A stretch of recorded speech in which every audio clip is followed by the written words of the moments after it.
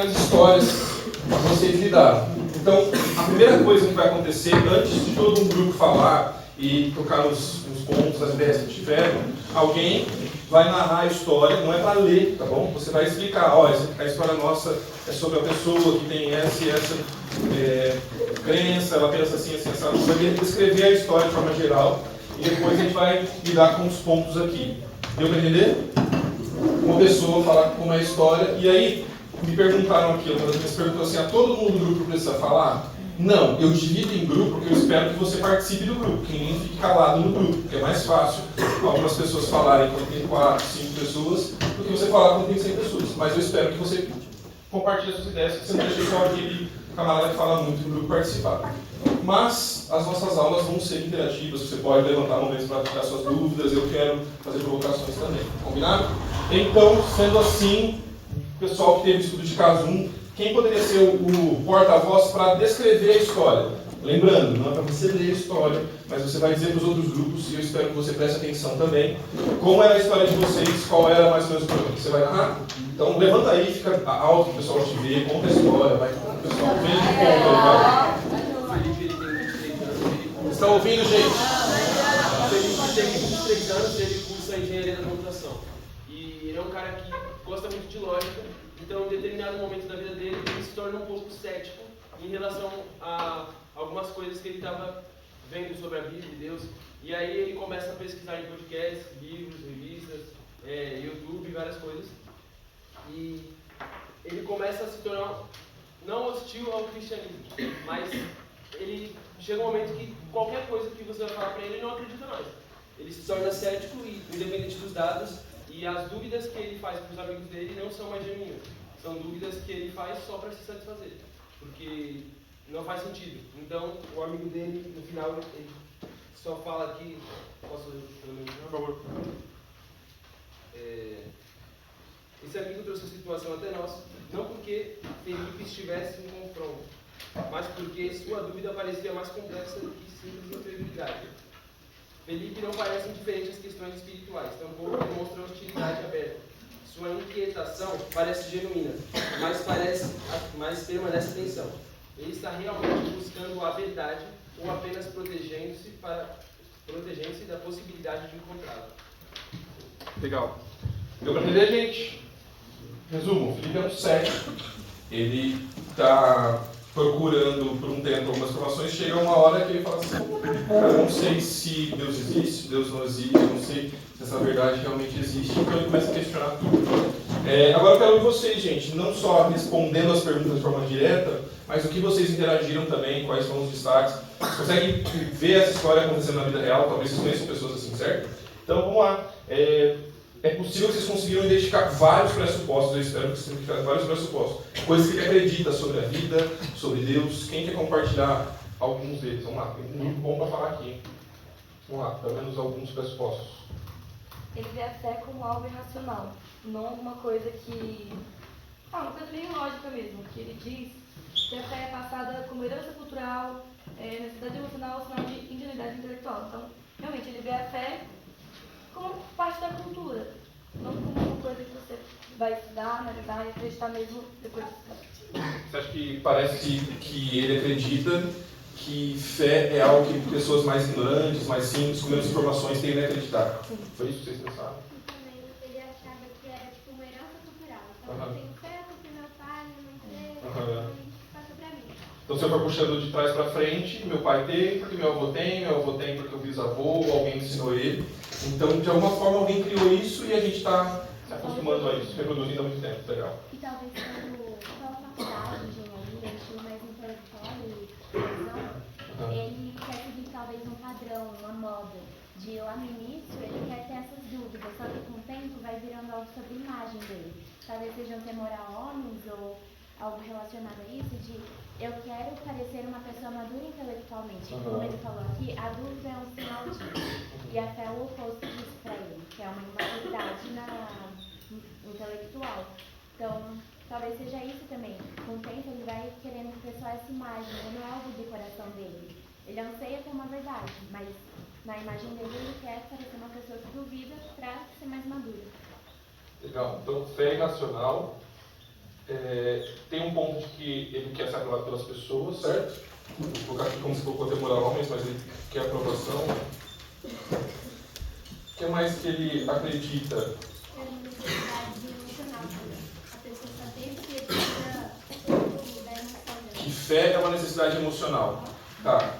Então, pessoas mais fracas emocionalmente procuram a fé por isso. Então, se a pessoa não procura, quer dizer que ela é mais madura, mais estável, mais robusta, legal. E uma outra coisa que a gente percebeu é que o pressuposto dele já é a conclusão dele. Tá. Então ele não está aberto a, tipo, será que Deus, ele teve realmente a ressurreição? Não, ele já vai querendo comprovar como que a ressurreição não aconteceu. Então o pressuposto dele já parece a conclusão, ele não está aberto a novos questionamentos. Então, ele não está aberto. Você acha que ele não está aberto? Tipo, as respostas, ele tem a verdade dele e ele quer comprovar essa verdade dele. Eu tive a impressão de que ele não queria acreditar. Tipo, não que ele não desacreditava totalmente, mas ele não queria mesmo. Acho que ele tem essa dúvida, essa inquietação no coração dele, porque ele não consegue negar completamente a fé. Mas ele quer. Deixa eu fazer uma pergunta, eu não sei se eu lembro. Beatriz. Beatriz, você acha que tem pessoas que querem acreditar e não conseguem? Eu acho que sim. Já lidou com algum caso, alguém assim? Já lembra de algum momento? Não, mas eu acho que se existem pessoas que não querem acreditar, mas não conseguem deixar de acreditar, eu acho que também tem o outro caso. Acho que tem pessoas que às vezes estão abertas a tentar acreditar no Evangelho, mas tem algum bloqueio, alguma coisa que impede elas mesmo. Às vezes só pela nacionalidade Mas talvez ela acredite e tenha dúvidas do que ela não necessariamente não acredita e está tentando descobrir, talvez um pouco disso. O que mais? Quais outros pressupostos? Talvez ele ache que a fé cristã tem que caber dentro da razão dele. Tipo assim, se me desse para ele, então não vai acreditar. Tá. Então ele é a régua dele mesmo, né? Tipo, porque assim, se o que eu vejo como verdade não está adequado com o que eu estou ouvindo lá de fora, logo eles estão errados e eu estou certo. Né? Eu estou medindo a fé a partir de mim mesmo. Beleza. Mais algum pressuposto, algo que vocês pegaram aí nas entrelinhas da história do Felipe? Não foi mencionado ainda. Alguma outra coisa que não foi falada aí? Todo mundo falou só sobre isso. Eu acho que no final ele parou de querer buscar pela verdade e ele só queria sustentar a opinião dele. Então, tem uma parte que fala que ele raramente se sentia satisfeito com qualquer resposta apresentada. Então, para mim, ele começou ele criou uma opinião própria e não se sentia satisfeito com algumas respostas que ele teve. Apesar de ele ser alguém que está buscando muito aprender e as informações por aí vai, vocês diriam que o Felipe parece uma pessoa orgulhosa? Que, tipo assim, não quer compensar de outra forma? Legal. Como seria a sua abordagem? Agora imagina que o Felipe é seu amigo, ele é alguém da sua família, ele te procurou, ele faz parte lá da tua igreja. Como vocês lidariam com isso? Você é o líder de Ministério de Jovens, Adolescentes, não sei. O que vocês pensaram? Eu pensei, tipo assim, a gente fazer um ponto de contato. Então, eu concordaria com ele no quesito de as pessoas não terem uma fé tão fundamentada na Bíblia, não terem muito a fundo. E aí eu ia pegar o exemplo de Oséias 4:6, que fala que o povo perece por falta de conhecimento. E esse conhecimento pode implicar uma ausência de intimidade com Deus, para acreditar em seguir o que Ele quer, em negligenciar a lei de Deus em benefício próprio. Então, eu, concordaria com ele nesse quesito. Eu vejo que as pessoas não querem aprofundar nas escrituras, em quem Deus é, e por conta disso, realmente parece que a gente não a gente, mas a maioria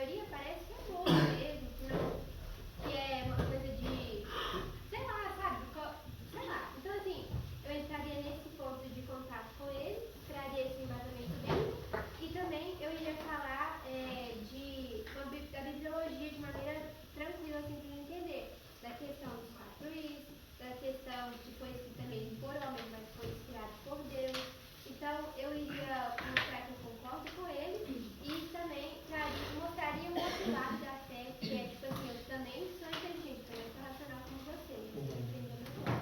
Legal. A gente conversou um pouco sobre isso também, que seria provar que a fé é algo racional também, não é algo só sentimental, não é algo que está ali meio que para suprir algum desejo do coração da pessoa, mas provar que a fé é racional e que, por exemplo, Jesus vestiu historicamente. Pergunta sem resposta. Dá para provar que a fé, provar que a fé é algo racional? Não sei. Fazendo um advogado do diabo. Dá ou não dá? E aí? Dá ou não dá? Sim ou não? Só esse povo aqui é crente, os outros tudo cético, é isso? Dá ou não dá, gente? Vocês não sabem, né? Estão inseguros sobre essa resposta? Quem acha que dá para provar que a fé é racional, levanta a mão. Quem acha que não dá para provar que a fé é racional, levanta a mão. Quem não acha nada e não levantou a mão? Vocês estão bem pra caramba, né? Quem mais, gente? Alguém mais levantou a mão aqui também? Você. Eu acho que eu perguntaria de uma maneira amigável. Tá. Presta atenção aí, gente, por favor. E falar assim, que nós não, que até cristãos, tipo assim, que acreditam em Deus há décadas, ainda não entendem muita coisa da Bíblia. Legal, eu gostei da sua palavra, ser amigável. Então você não imagina que a melhor forma de lidar com o Felipe é uma postura de combate. No início não. Você usou uma outra expressão também que você falou, que seria uma de combate e uma de identificação também. Você mostraria que você também tem desafios e dúvidas em que você não é alguém mais elevado porque você não tem problemas e dúvidas também. Bom, mais alguém, gente? Eu acho que falar de forma amigável, mas começar com um ponto de contato, depois atribuir esse jeito amigável, mas ao mesmo tempo atribuir certo, como ele mesmo, certas dúvidas, perguntar sobre o que ele crê, ele crê que tem que fazer perguntas. Então começar a perguntar sobre isso, sobre essas dúvidas, mas também aprofundar no coração dele, sobre por que você quer fazer essas dúvidas, sabe? Entender porque, como a gente falou, ele pode estar querendo ter essa imagem de intelectual e também é por certo orgulho. Então você não vai chegar já meio que avaliando ele, sabe? Falando que ele deve ser profundo do coração dele, porque aí ele vai se afastar. Vai começar a perguntar e ele mesmo expressando e questionar isso. Tá. E acho que é isso. Legal. Você levantou a mão, eu vou te ouvir, mas depois que vocês começassem já a ir para o terceiro ponto aqui, verdades. Já tocaram algumas verdades, mas principalmente recursos e próximos passos. Aham. É que, como todo mundo falou, o ponto de contato com o Felipe seria concordar com ele, porque ele não está errado. Se a gente concordasse com ele, já entraria na Bíblia que, sim, fé é herança cultural. O Salmo 78, 4:8 fala sobre isso, de passar a fé e o ensinamento de Deus para os seus filhos, acreditar. Também a necessidade emocional, o Salmo 48, também fala sobre isso, e ingenuidade intelectual. Provérbios 3:5 também fala que a gente não deve para acreditar no nosso coração, mas sim em Deus. E no orgulho e autonomia humana, Salmo 14:1 também fala sobre isso. Legal, então você apresentou alguns recursos bíblicos que você usaria para falar com ele. Eu acho que ele poderia dialogar e trazer ele para uma análise realmente não da Bíblia, mas exatamente do cristianismo, da fé cristã e das histórias que estão lá. Legal. Porque ele no começo fala que é uma pessoa que sempre gostou muito de estudar, e ele gosta muito de ciência, ele gosta muito de filosofia, então ele é uma pessoa que gosta de estudar e gosta de fatos. Então eu trabalharia exatamente nele com fatos, então eu sentaria com ele e vai assim, vamos estudar então tudo, vamos estudar então os históricos, vamos estudar ele, vamos estudar quem ele foi, e não pegaria a Bíblia como estudo, porque se é uma pessoa não acredita em Deus, para ele a Bíblia é nada. Então eu não pegaria a Bíblia como estudo, eu pegaria só os fatos científicos, se ele quer estudar como Darwin Gates, estudar. Então eu estudaria com ele porque ele acredita, ele quer no mundo dele e mostraria Deus no mundo dele. Legal. Então, um dos recursos que você teria era você despender tempo com ele, como um amigo, como alguém próximo. Alguém pensou em algum livro, material, pode querer esse lá? Tem dois livros que eu recebi no mês passado. Pela pessoal. Um livro no mês passado que me ajudou muito, que não teria confiança em Deus, mesmo quando a vida nos envolver a fingir a fé. Quando você vê, não parece, mas esse livro fala justamente da nossa racionalidade, de como a gente pensa que a gente é imaturo se a gente confiar em Deus. Mas mostra justamente que é uma questão de maturidade você confiar. Legal. Também tem outro livro que a Vera fez no processo, é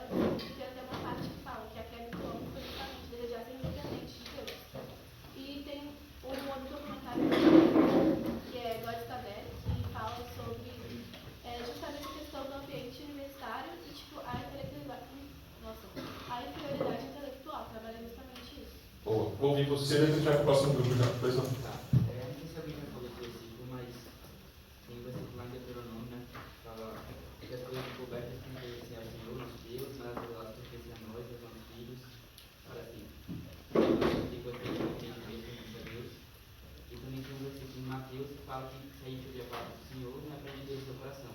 Que parece ser o que ele está fazendo aqui. Assim, pergunta, mas na hora de receber, ele endurece. Muito bom. Mandaram bem? Vamos salvar de palmas para o nosso grupo 1 aqui, pessoal. Quem vai narrar para a gente a história do grupo 2, do grupo de casa número 2 aqui, para a gente ouvir o que vocês lidaram? Pois não, fica de pé também você. Fala para fora, todo mundo te ouvir, conhecer a história do grupo de casa 2.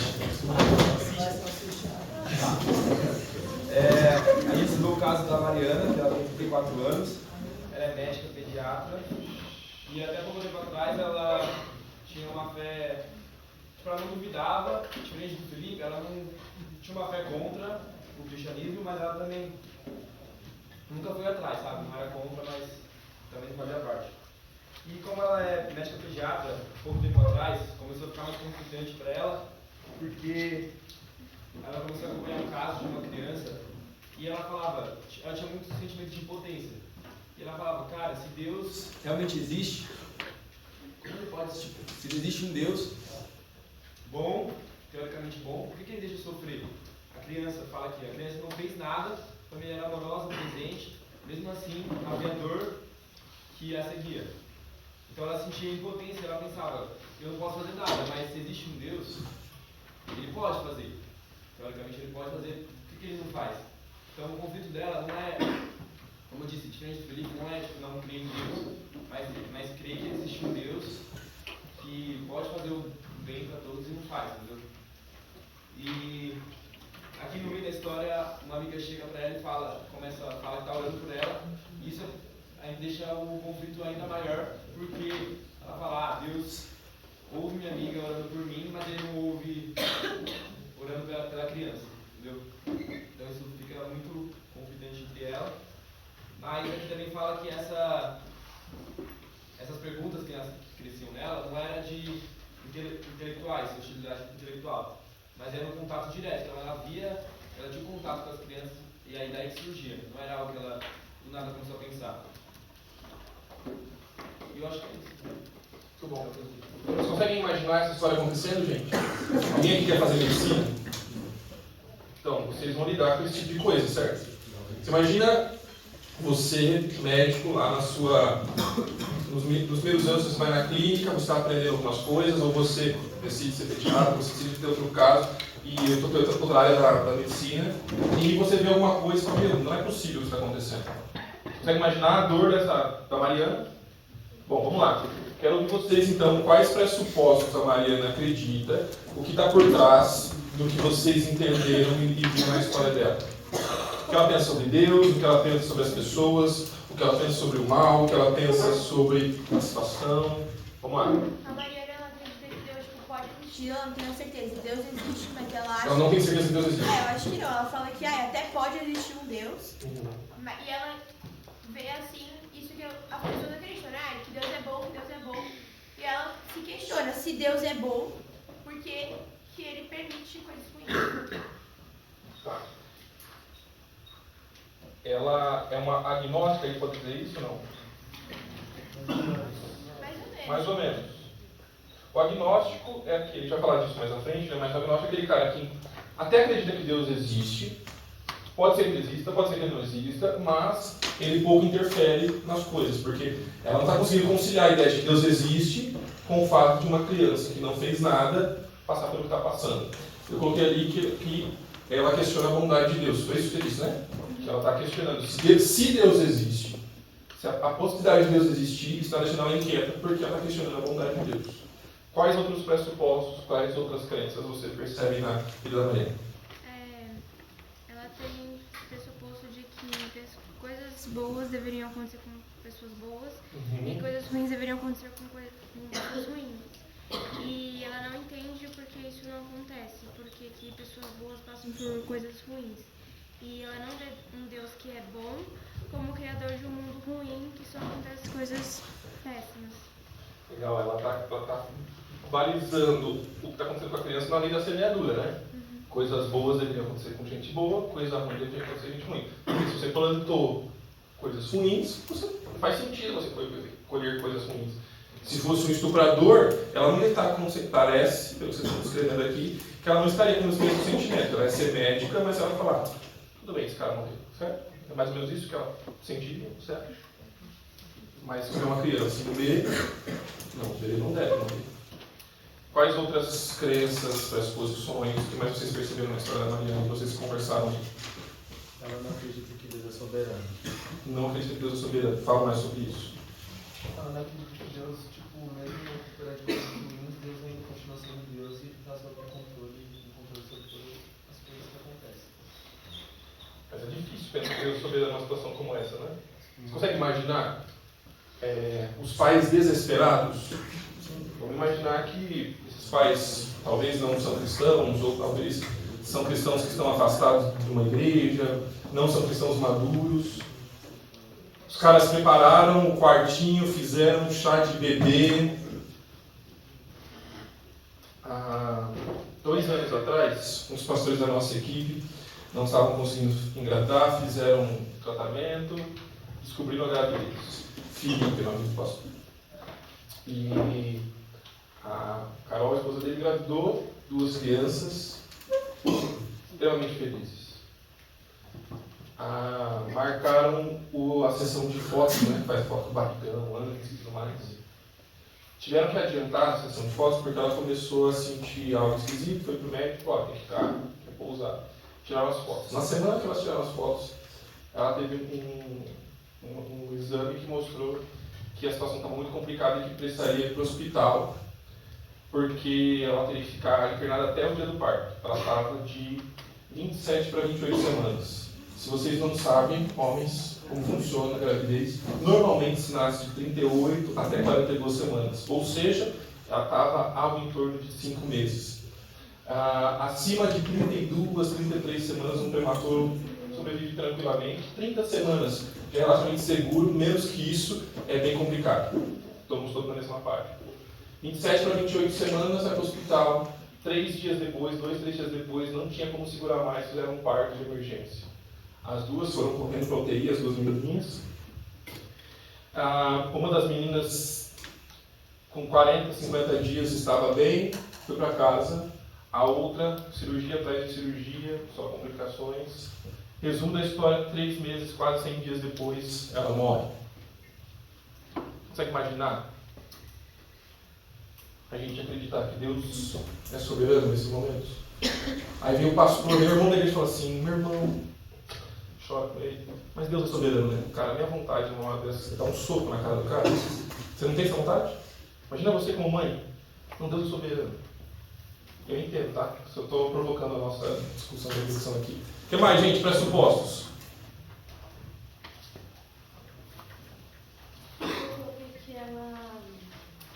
Que ela enxergava mais a bondade de Deus nas circunstâncias ao redor e não na redenção, que é uma manifestação do amor de Deus por nós.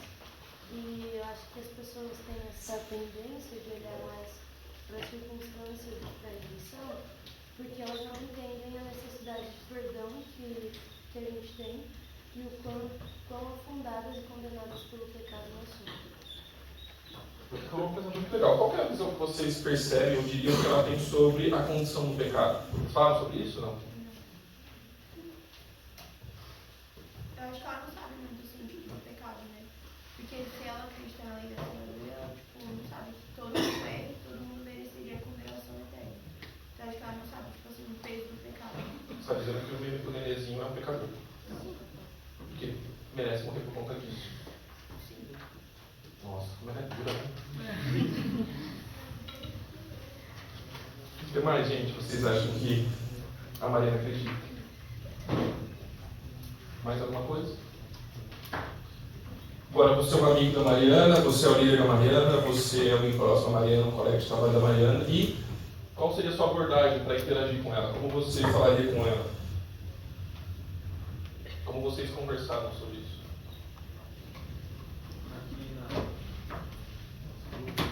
Eu falei sobre a questão de Jó, que era uma pessoa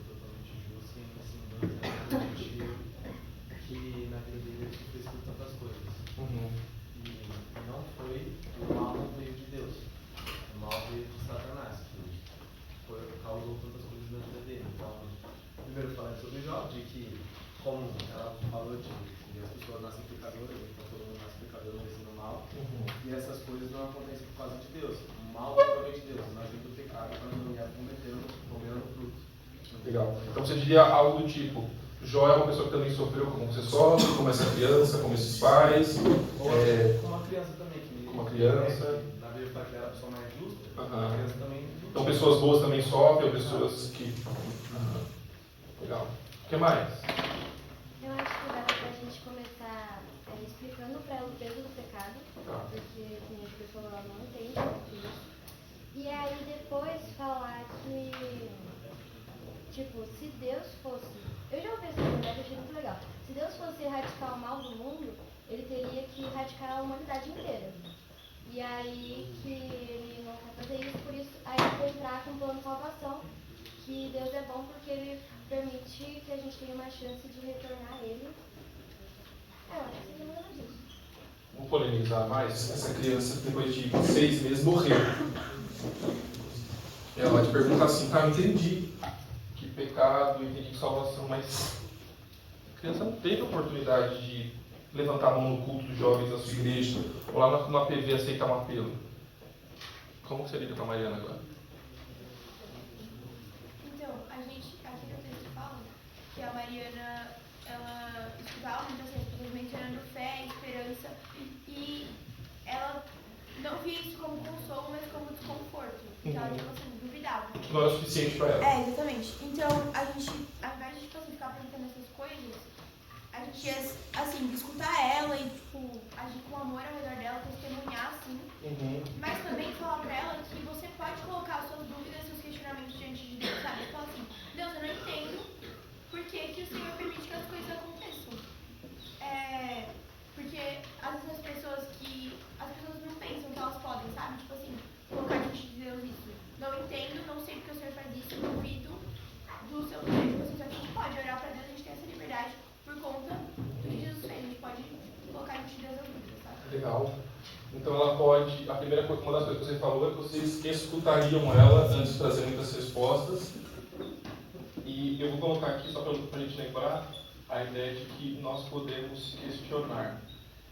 Pausa dramática aqui. Eu não conheço o contexto das igrejas, vocês, tá bom? Não conheço a história de quase nenhum de vocês aqui. Mas eu quero lembrar você sabe disso. Você está num ano muito importante da sua vida, que a fé cristã, a gente vai falar mais à frente, repetindo sobre isso. Eu creio que a fé cristã é tão robusta que a gente pode questionar qualquer coisa, no sentido de que a gente pode fazer perguntas.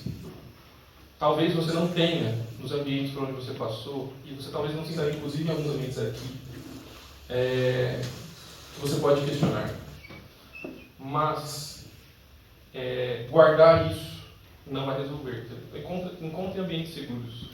Porque a gente pode falar dentro de uma sala e conversar sobre as nossas dúvidas, sinceras, porque a gente quer entender. Então, eu concordo contigo que a gente deveria levar essas dúvidas para Deus. Se Deus é tão grande como Ele diz ser, e eu acredito que é, a gente pode colocar isso diante dele. O que mais? Algum outro ponto que vocês mencionaram na segunda colocação aqui que ainda não foi mencionado, não foi falado? Eu coloquei também que antes de tentar defender algum ponto da religião, tentar acolher e demonstrar que a dor dela é uma dor legítima. Porque a palavra tentar demonstrar esse amor cristão mesmo, antes de tentar debater ou provar algum ponto. A palavra fala em João 13:35 que nós demonstramos que somos discípulos de Cristo por meio do amor. Então, a gente demonstra Cristo por meio da forma como a gente está juntos. Em 1 João vai falar que não basta a gente falar que ama, mas também a gente precisa provar essa verdade por meio das nossas ações. Então, esse amor cristão, eu acho que é uma das primeiras coisas que a gente precisa fazer quando vai abordar uma pessoa que está passando por um momento assim difícil até para ouvir muito testemunho da vida. Mais. Dica de ouro, meninos, quando vocês se casarem, não queira resolver o problema das suas esposas, tá bom? Eu não estou aprendendo ainda, mas às vezes a gente trata no casamento porque ela vem contar uma coisa, ela só quer que você ouça. Não sei, não dá para entender, mas é assim que elas funcionam, tá bom? Às vezes ela quer que você ouça, que você entenda, fala, puxa, está acontecendo. Não sei se todas as mulheres são assim, a minha é assim. Mas o que você mencionou é muito importante. Às vezes a gente quer já resolver, não é assim que aconteceu, faz assim, mas muitas pessoas precisam no primeiro momento de acolhimento, precisam que a gente ouça. E isso vale para os casamentos, mas vale para os relacionamentos de forma geral. Na história de Jó, fala que os amigos dele choraram com ele por uma semana, choraram com ele, não falaram nada, só depois eles sentaram para conversar. E falaram um monte de besteira depois, né? Mas antes eles choraram. Mas eu acho que, tipo, antes da gente falar, a gente só tem que falar. Exatamente. Muito bom. Vamos lá, vamos para verdades e recursos e próximos passos que vocês sugeriram para amanhã. Alguma coisa? A gente lembrou daquele filme que é bem famoso, que é Milagre do Paraíso. Que é daquela menina que ela tinha aquela doença lá da barriga, eu não lembro como que é a doença. Mas ela passa, tipo assim, muitas dificuldades, ela fica muito tempo internada. No final, essa menina, ela, tipo, realmente ela vive um milagre, que ela é curada de uma doença que todo médico fala que é impossível. Mas ela fica muito tempo internada. E lá ela, tipo, conhece até uma amiga que ela tinha câncer, e essa menina que tinha câncer acaba morrendo. E aí, só que a menina que tinha câncer e acaba morrendo, ela conhece Jesus por causa da menina que sofreu muito tempo e é a principal do filme. E assim, esse filme é muito triste, assim, é super emocionante. E tem a ver, assim, com essa questão, tipo, que a médica passa, né? De criança sofrer e tudo mais, então a gente pensou nesse filme, porque a gente achou até que fosse um ponto de contato, assim. Legal. Muito boa ideia. Só um exemplo pessoal de cuidado quando a gente vai dar exemplo de ponto de contato. Quando eu era aluno aqui no Palavra da Vida, a gente todo ano tinha um dia de evangelismo. Um dia do ano, que é o Dia Mundial do Evangelismo no Palavra da Vida, sei lá onde. E aí, a gente normalmente eu era do grupão do Elder, e a gente ia para o hospital. Eu tinha muito problema com o hospital. Hoje eu estou menos pior com o hospital, mas eu ficava nervoso. Então eu pegava o violão, ficava no corredor com as pessoas cantando, não queria ir pro quarto e tal. Mas uma vez eu me senti incomodado, tipo, só eu estou dando migué aqui, vou pro quarto. Eu entrei lá, aí tinha uma mulher, uma senhora com o marido, e era só com o marido, um senhor estava assim, nas últimas. Magrinho, já parecia ser, tipo, finalmente, assim, de definhando e tudo mais, provavelmente estava com demência, uma doença assim, e na hora que eu bati o olho, eu lembrei da imagem que eu tinha vivido com a minha avó. Aí a gente estava ouvindo, meu colega estava fazendo perguntas, consolando, conversando e tal. E aí eu estava quieto, igual o Simão de Jeová, que vai um que fala e o outro fica quieto, eu estava assim. Eu estava meio inquieto, assim, ela vai achar que eu sou maluco, quem é esse cara e tal. Eu decidi falar. Aí eu falei, puxa, é um momento muito complicado, não é? Ela, mesmo, muito complicado e tal. Aí eu falei assim, mas tem uma coisa interessante nesse momento, que normalmente a família acaba se aproximando, todo mundo ajuda um pouco, você tem pessoas próximas. Ela é verdade, realmente está acontecendo isso, a minha família está se unindo, a gente se apoia e por aí vai. Aí eu vi que ela estava junto comigo e falei, muito legal. Falei, inclusive eu sei como é que é passar por isso, porque eu passei isso com a minha família. A minha avó também teve uma situação muito parecida, ficou doente e tal. Aí ela começou a olhar, tipo assim, estamos juntos, na mesma página. Aí ela perguntou pra mim assim, e como é que tá sua avó? Aí ela morreu. Aí primeiro, cuidado, né, com o que você vai falar. Segundo, que eu tentando ser sensível à situação, poderia gerar um desconforto. Meu amigo contornou e foi embora, né? Mas eu tomo cuidado quando vou fazer visitas em hospitais. O que mais, gente? Recursos para os próximos passos, além do filme que foi mencionado aqui. Eu acho que também citar João 16:33, que fala assim: eu lhes disse essas coisas para que em mim vocês tenham paz. Neste mundo vocês terão aflições, contudo tenham ânimo. Eu venci o mundo. E lembrar que Deus nunca prometeu que a gente não ia sofrer. Muito pelo contrário, Ele falou que a gente ia passar por coisas ruins. Mas lembrar que existe uma esperança e que Jesus é essa esperança. Tanto que em João 3 fala da conversa de Nicodemos, né, com Jesus. Ele fala que assim como a serpente foi levantada, o Filho do Homem vai ser levantado. E lembrar que, da mesma forma que as pessoas foram curadas quando olharam para aquela serpente, a gente pode olhar para Jesus, a gente pode olhar para aquele sacrifício e, de fato, ter uma esperança mesmo, sabe, de vida, que independente do que a gente passa, independente das frustrações que a gente vai ter, das decepções, essa situação é uma situação muito difícil, né, igual a gente está contando aqui agora, principalmente uma criança, assim, tipo, não é um ciclo natural da vida um pai enterrar um filho, né? mas que independente de tudo isso, a gente consegue olhar para a cruz, a gente consegue olhar para esse sacrifício e passar por isso com um coração em paz.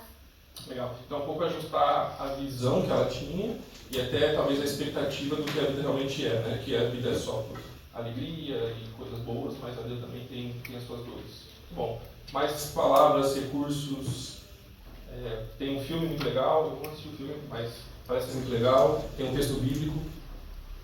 Eu ia falar de Lucas 8, quando os discípulos vão atravessar o Mar da Galileia, e daí começa a tempestade, Jesus, eles estão desesperados, Jesus acalma. Só que quando você falou, tipo assim, vamos problematizar mais e depois a criança morre. Aí a tempestade não acalmou. Daí eu lembrei de Jó, que os meninos aqui falaram. Por mais que Deus tenha estabelecido tudo,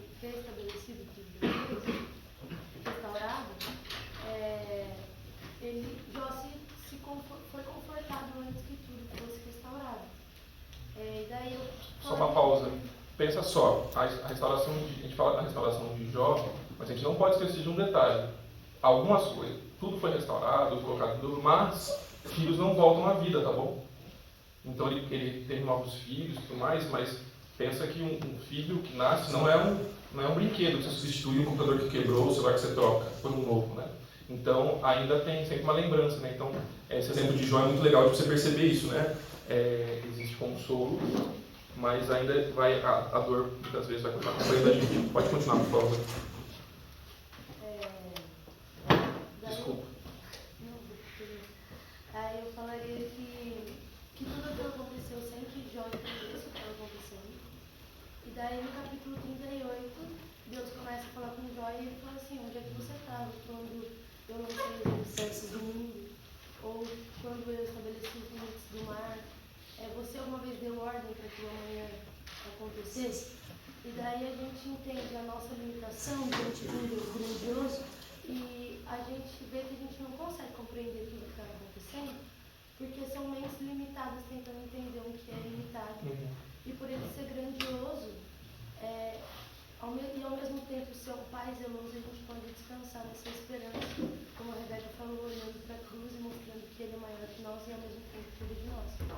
Eu acho que foi legal. Falamos de filme, falamos de textos bíblicos. Vocês pensaram em algum livro, algum outro conteúdo, algum programa, alguma coisa para fazer além disso? É isso? Fim. A salva de palmas para o nosso estudo de casa. A gente faz o estudo de casa número 3, provavelmente, antes do intervalo, e depois a gente termina com o 4. Quem vai narrar para a gente o estudo de casa número 3? Conta a história para nós. Quem vai? Livre, espontânea pressão. Um só, vai. Aí. Vai lá, mano. Conta pra gente aí. O nome do cara é Renato, ele tem 27 anos, ele é um pesquisador em biologia molecular. Então, claramente ele gosta muito de ciência e acredita que tudo no mundo ele enxerga através da ciência, através da observação, da evidência, da repetição e explicações naturais. Então, para ele, esse é o único jeito de pensar normal. E por mais que ele tenha crescido, ele cresceu num lar cristão, mas com pouca profundidade. Então ele foi consciente e falou assim, cara, a religião não está compatível com o jeito que eu enxergo o mundo. Então ele, abandonou a religião. Mas quando ele estava no laboratório, ele conheceu uma amiga dele, também cientista, que era cristã, e que conciliava a fé com a razão dela no laboratório, inclusive acreditava em milagres. Isso para ele foi um problema, foi um dilema, tipo, como assim? Tipo, ela é inteligente, ela é uma estudiosa séria, mas ela crê em milagres. Para mim isso para ele não fazia sentido. Então ele começou a pensar muito sobre isso. E, enfim, ele fala, cara, o milagre é uma exceção para a ciência. Então, para ele, a fé cristã parecia cada vez mais, ele fala que exigia uma suspensão indevida da racionalidade, como se fosse irracional. Mas, mesmo assim, ele era muito aberto ao debate. Então, a amiga veio falar com o líder e eu falei, cara, como é que eu falo com ele? Porque, ela fala, talvez a questão não seja tão simples que nem ele imagina. Porque, para ele, aceitar milagres parece significar aceitar exceções arbitrárias. No final, ela fala assim, como é que eu explico para ele que a fé não é simplesmente uma forma de preencher lacunas provisórias que a razão consegue explicar? Boa. Renato. Vamos lá. o que vocês perceberam e destacariam dos pressupostos, das crenças, da visão de mundo que o Renato tem. Vai lá. O Renato ele não necessariamente não crê em Deus. Tá. Ele crê em um Deus que não é maior que a ciência. Ele acredita que Deus tem que se encaixar na ciência, mas não a ciência se encaixa em Deus. Tá, então ele crê que Deus é menor que a ciência. Ciência espera demais. Isso aí. O que mais? Para ele a ciência é capaz de explicar tudo. A ciência é capaz de explicar tudo. Então, para ele, a ciência... gente, apareceu um fone da Redmi jogado por aqui. Com os fones dentro, não só o case, tá bom? Se é seu, depois você fala quem é. Você estava falando? Não, é isso. Isso aí, né? Que ele crê, então, que Deus... a ciência deveria ser maior que Deus. Está jogado. Você não. Se fosse rotular ele seria mais ou menos um deísta naturalista. Então ele é um naturalista. Explica pra galera aí, você é o teólogo da galera aqui, diz pra galera o que é o naturalista, acho que é importante, todo mundo está na mesma página. É aquele que acredita que possui explicação natural para tudo. Tá. Então, dá para explicar naturalmente todas as coisas e não crê na possibilidade de algo sobrenatural, de algo fora desse padrão. Muito bom. O que mais, gente? Pressupostos.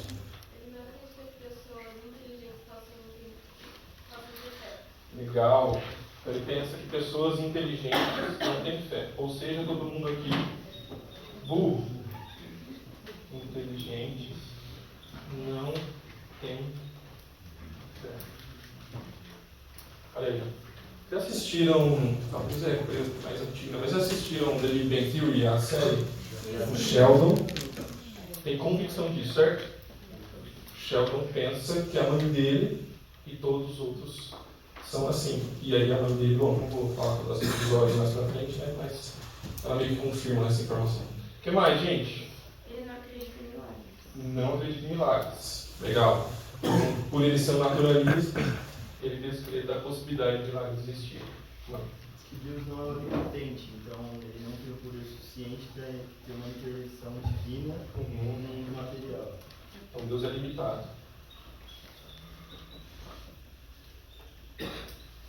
Muito bom. O que mais?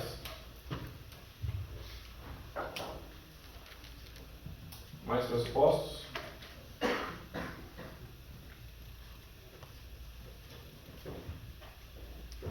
Não? Deu para englobar tudo aqui. Legal. Quais são, segundo ponto aí, como seria a sua abordagem com o Renato? Eu, numa conversa com ele, acreditaria no que ele fala sobre a ciência estar certo. E tentaria quebrar esse pressuposto de que quem acredita na ciência não pode acreditar em milagres. E falaria que a grande questão é que a ciência e a fé não estão competindo pelo mesmo espaço. E se Deus existe e que o universo por completo, ele também criou a física, a química e a biologia. E a ciência estuda o funcionamento natural que ele programou. Por isso, não faz sentido lógico exigir que Deus seja totalmente explicação pela ciência, já que o Criador sempre é maior que a sua própria criação. Deus é tão bom que criou um mundo ordenado e compreensível, que se explica naturalmente. Mas ele não está preso a essas regras, então ele pode fazer milagres em suas ações, ele pode, como o senhor falou, intervir e ser onipotente, como ele fala. E na criação nós podemos pegar atributos dele. E também, respondendo uma pergunta dele, que é: e se milagres são invocados quando falta uma explicação, a fé não ocorre o risco apenas de preencher lacunas provisórias do conhecimento. A fé não se baseia em milagres. A fé se baseia em um milagre, que é a ressurreição de Cristo. Então, basta a gente acreditar e ter fé que Cristo ressuscitou, porque é o que a gente realmente crê. A gente não crê por causa de cura, de um câncer que vai ser curado, de uma pessoa que vai levantar e vai andar para a paraplégica. A gente crê por causa do amor. Legal. Então, basicamente, você diria que Deus não está preso às regras, e eu coloquei naturais, porque eu conheço o meu leitorado, né? Então, aqui regra não existe, mas as regras naturais, legal. e você mostraria que a Bíblia traz respostas tão profundas e tão robustas quanto as crenças que ele tem na ciência também, e mostraria algum sentido. A gente comentou aqui até na questão que a gente viu no livro ontem, do livro do trabalho de Persuasões, e se ele é um naturalista, ele acredita que tudo é explicado pela ciência, tem o problema da moralidade. Porque se ele acredita na evolução, nas moléculas, em tudo tal, até ok, mas então como que você sabe que matar é errado? A partir da moralidade, você precisa ter um pressuposto de alguém, de um criador, de um Deus. Então, que a ciência poderia explicar a maioria das coisas, mas a parte da moralidade, a gente precisa de um ser para que deixe isso meio que configurado na gente. Então, você questionaria os pressupostos dele. Por exemplo, a questão da questão moral. Beleza, então vamos fugir um pouco desse levantamento do assunto principal que você está falando aqui. Se você precisar afirmar, então agora me justifica essa. Legal. Eu acho que para falar com uma pessoa condenada, a gente não teria que se ignorar na área que é inteligente. A gente, na aula do Evangelho, e hoje em dia eu vi um pastor que estava falando com um maestro do judaísmo, e o pastor não sabia como responder a ele, como o professor fazia. O mestre fazia muitas perguntas. Então a gente teria que estar preparado não só para responder perguntas sobre a fé, mas tampouco teria que ser ignorante nas áreas que Renato é bastante inteligente. O cara precisou ser aberto uma vez mais a escutar sobre a palavra de Deus e sobre Deus, porque ele conheceu uma menina cristã que era inteligente, que era uma científica que tinha conhecimento nessa área. Mas ela não era cristã só por cultura, senão que ela realmente conhece a Deus e realmente também conhece a área que ele está experimentando, que é a área científica. Então, passando no versículo de 1 de Pedro 3,15, a gente sempre tem que estar aberto e preparado para responder perguntas sobre a nossa fé, mas também não pode ser ignorado sobre certas coisas sobre certas áreas que tratam de ir em conta do nosso fé também. Muito bom. Eu gostei do que você estava mencionando sobre o exemplo da garota, a pessoa que estava junto com ele no curso, que é também algo que a gente já pausa, tá? A ideia de que o testemunho trouxe para ele uma boa oportunidade de ele considerar a fé. Se não houvessem cristãos inteligentes perto dele, talvez ele continuaria com a crença de que pessoas inteligentes não têm fé. Quando ele encontrou uma mulher que é tão inteligente quanto ele, que talvez tirou notas maiores do que ele, e disse, eu acredito na possibilidade de milagres, aí ele entrou em parafuso. Então, já boas lições para a gente. Talvez você não consiga convencer as pessoas com argumentos, mas o seu testemunho pode gerar boas perguntas e boas oportunidades. Só para a gente ir para o intervalo, prometo que a gente vai rapidinho. Queria ouvir vocês, 2, 3 pessoas aí falando sobre recursos e práticas que falaram. Primeiro, acho que a gente, tinha que ser intencional em amar a pessoa e fazer o relacionamento com ela extrapolar sua troca de conhecimento, mas, querer ganhar a discussão não significa ganhar a pessoa. Depois eu acho que seria legal a gente mostrar a relação que a fé tem com a razão e como a própria Bíblia, que é o livro de regra dos cristãos, de quem tem fé, explica isso. Uma vez o Guilherme de Carvalho, que foi na minha igreja, e ele explicou sobre como a obra do Espírito Santo, a transformação do Espírito Santo na nossa vida, ele transforma o nosso cognitivo, o nosso racional. E daí eu lembrei do texto de Romanos 12, 1 e 2, que Paulo fala, não se amolda para esse mundo, mas se entregue-se por como sacrifício vivo e seja transformado pela inovação da mente. E esse é o culto racional de vocês. Então, mostrar para ele que a gente seguir Jesus é literalmente uma transformação na racionalidade, uma decisão racional. Da gente não fazer o que a gente quer, mas buscar fazer aquilo que agrada a Deus. E que isso é um culto racional. Não só seguir um monte de dogmas como se a gente fosse sérios, sabe? Então, basicamente é mostrar que existe racionalidade por trás dos princípios que nós vivemos. Boa. Sobre os próximos passos, eu também fiz parte de uma classe de EBD que a gente discutia sobre apologética. E era bem legal, uma roda de discussão, tal, dos jogos da igreja. Eu acho que seria legal como ele é alguém que está escrito que ele não, ele se afastar da religião não significa que ele odeia Deus. Ele, o fato é que ele não rejeita necessariamente a ideia de Deus, então ele não tem aversão, Então, acho que ele estaria aberto a um convite, vamos para uma roda de conversa sobre isso, sobre discussão, fé e racionalidade na minha igreja. Seria uma oportunidade dele conhecer um pouco de Deus também. E a tua igreja, eu imagino que sim, é um bom ambiente para levar pessoas cegas como essa, não seria um problema. Né? Legal. Outra mão levantada. Pois não, mano. Eu gostei mais da linha do Bruno, que ele disse que a gente não precisa acreditar em todos os milagres, mas a gente precisa acreditar em um milagre, que é a ressurreição de Jesus. Então eu usaria isso a favor. Eu mostraria os relatos bíblicos e outros autores, Tácito, Plínio, Flávio José, que escreveram sobre isso, e aí meio que provaria com fatos históricos essa vida, morte e ressurreição de Jesus. E depois disso, já entraria no evangelismo, explicando o motivo disso. E aí partir para o evangelismo prático, do de salvação e tudo mais. Legal, então apresentaria principalmente o caso de Jesus como a maior evidência. Boa, o que mais? Mais algum recurso, alguma outra sugestão? Também o ambiente da igreja, né, foi levantado aqui como um recurso interessante. Mais alguma coisa? Tem algum livro, algum filme? Tem um livro do Marcos Zuckerberg que é Como Planejar. Para a criação através de Deus, compreendendo o evolucionismo. É um livro robusto, com boas bases científicas, que demonstra isso aí. Legal. Mais alguma coisa? Então vai lá, gente, intervalo, vocês 10 minutos.